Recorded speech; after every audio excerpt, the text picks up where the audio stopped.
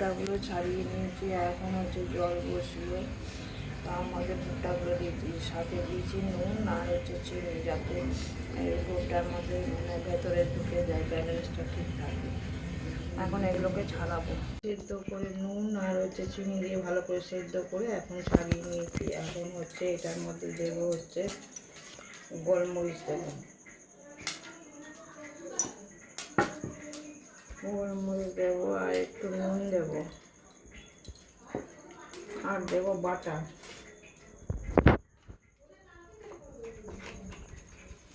ওই বাটার দিয়ে দেবো।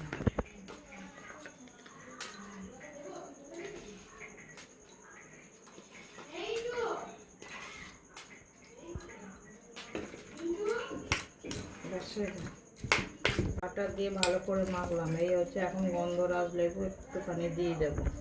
এটা দারুণ স্বাদের এই রেসিপিটা, আপনারা বাড়িতে এরকম করে সন্ধেবেলা খাবেন, দারুণ টেস্ট হয়, অপূর্ব স্বাদ লাগে। এগুলো হচ্ছে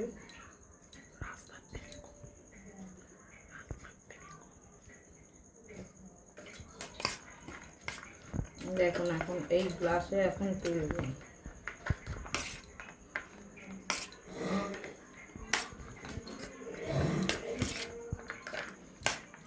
এমনি ভুট্টা খাওয়ার থেকে এই ভুট্টাগুলো হচ্ছে শরীরের পক্ষে ভালো, স্বাস্থ্যকর একটা খাবার। এগুলো আমরা খেয়েছিলাম হচ্ছে দীঘাতে খেয়েছিলাম।